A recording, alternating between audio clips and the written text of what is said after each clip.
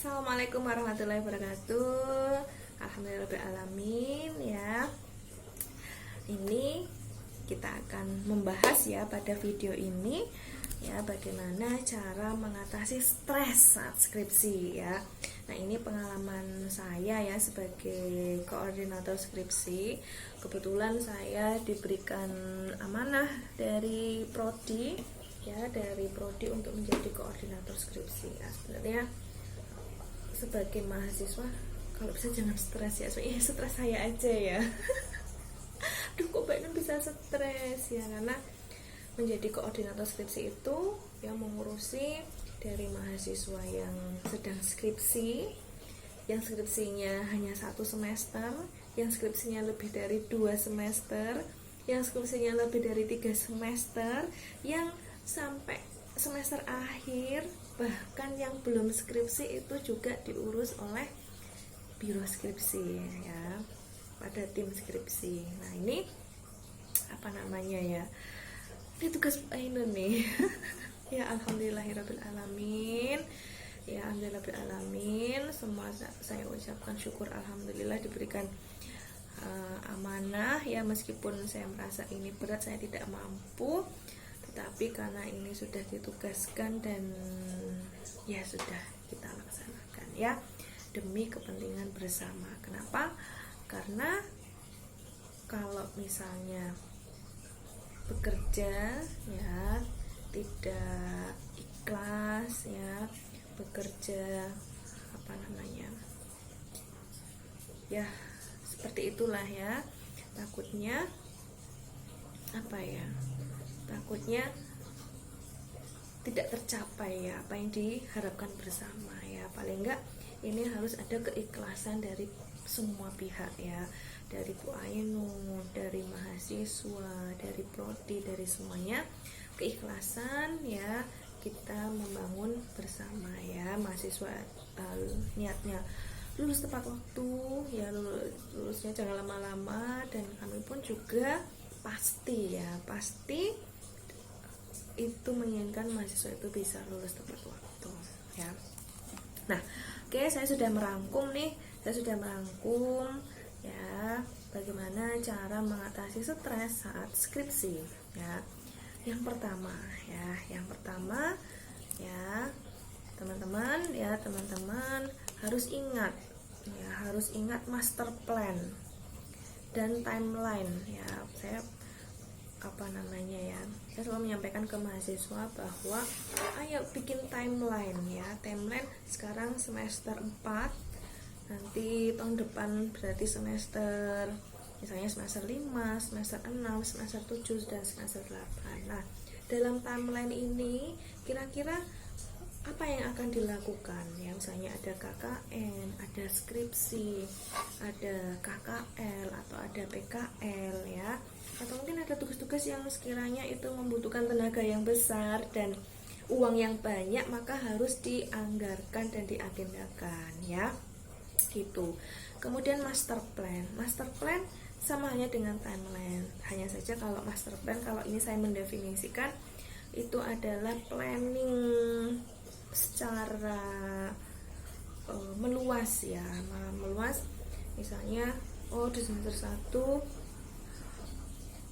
apa yang akan targetnya, semester 2 apa, semester 3 apa, 4 apa, 5, 6, 7, 8, sehingga bisa lulus tepat waktu menjadi seorang sarjana yang berbeda di antara yang lain. Maka ketika teman-teman sudah punya master plan, pengen jadi sarjana apa nih ya, misalnya sarjana farmasi yang ahli di bidang apa, atau sarjana farmasi yang kepakarannya di bidang IT, atau sarjana farmasi kepakarannya public speaking, nah misalnya, atau sarjana farmasi kepakarannya terkait dengan teknologi farmasi atau dengan penelitian, itu monggo silahkan. Maka teman-teman dari sekarang ya, dari master plan yang dibuat itu, mengambil mata kuliah atau mendalami mata kuliah yang mendukung cita-cita teman-teman, dan mengikuti organisasi ya, atau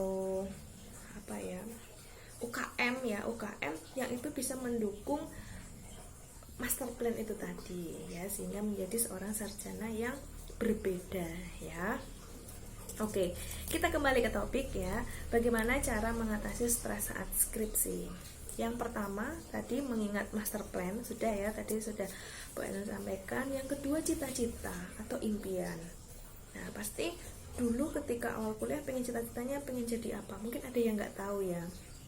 Sama halnya saya dulu ketika tamat SMA, pokoknya saya dulu nggak mau nih, saya nggak mau jadi bidan, saya nggak mau jadi perawat, saya nggak mau kalau kerjanya shiftnya juga nggak mau jadi guru. Tapi ternyata sekarang apa jadi dosen ya. Tapi sekarang saya jadi dosen, tetap menjadi guru ya, karena mungkin orang tua saya juga di bidang pendidikan, sehingga saya merasa apa ya, keminatannya di sana ya. Ketika saya bisa bertemu dengan orang ya, saya berinteraksi, itu ada rasa seneng ya gitu. Nah kemudian saya ini cerita diri saya ya, nanti apa namanya bisa untuk menjadi motivasi teman-teman juga.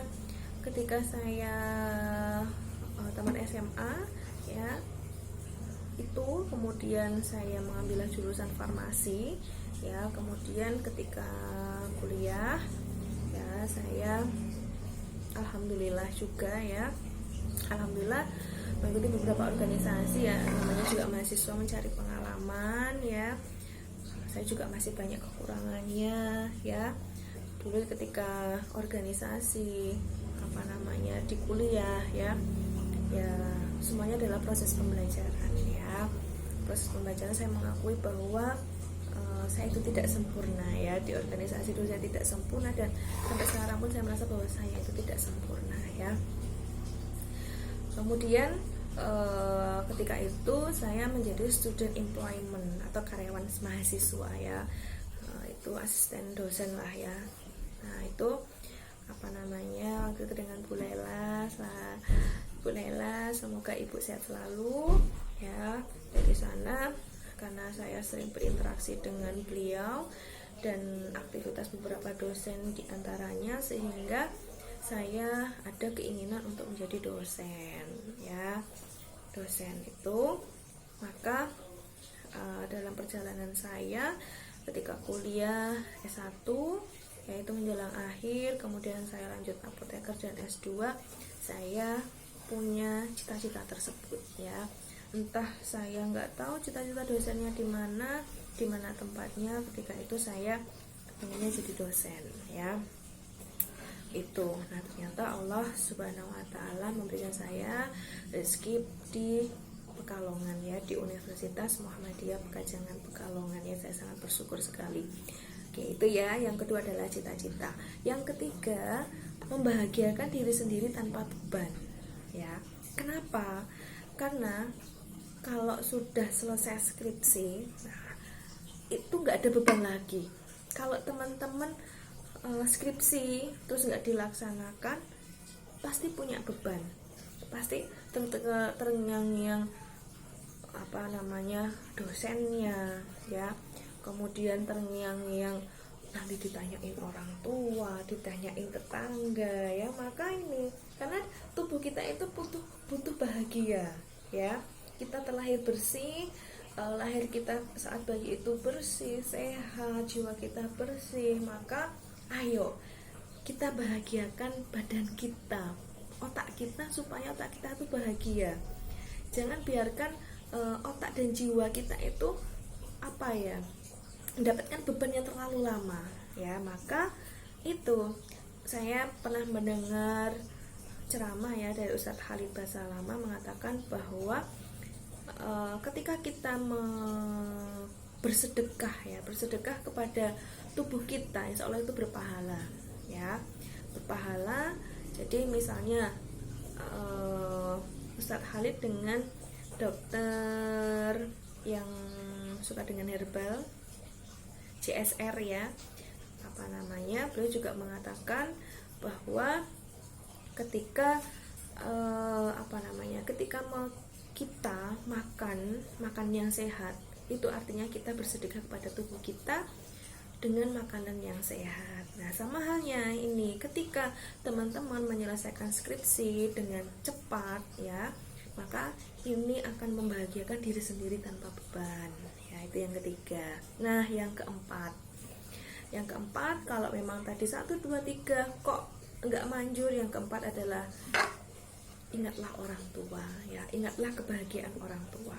Nah, ini saya berikan nomor 4 ya, karena memang setiap orang itu berbeda-beda ya. Saya beri penjelasan dulu ya, bahwa setiap orang itu berbeda-beda. Ada yang berprinsip bahwa orang tuanya nggak apa-apa kerjakan aja ya, nggak apa-apa kerjakan aja, karena orang tua takut nanti kalau terlalu memaksa malah stres. Nah, kalau diri saya sendiri, saya ingin cerita ya, bahwa ketika dulu saya kuliah, karena saya kuliahnya merantau ya, saya itu dari kampung ya, dari desa, terus saya kuliah di Jogja sebenarnya juga di desa ya di tempat mbah saya. Sebenarnya saya tinggal di kampung ya, bilang aja di kampung ya, di kampung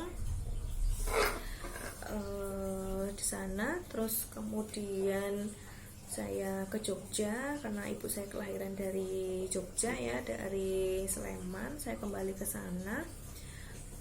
Saya selalu membawa foto orang tua saya ketika itu akan berangkat haji kalau nggak salah fotonya, dan foto 3 beradik ya, kakak saya, adik saya, dan saya. Itu selalu saya tempelkan pada buku impian, dan buku impian itu selalu saya bawa ya, dan saya juga menaruhnya di meja belajar saya ya, di meja belajar saya, sehingga ketika saya mengerjakan itu saya selalu melihat orang tua saya, keluarga saya ya, bahwa orang tua saya menunggu kelulusan saya, orang tua saya menunggu kesuksesan saya dalam menempuh studi ya. Mungkin itu dulu dari saya, sharing dari saya 4 hal ya, bagaimana cara mengatasi stres saat skripsi.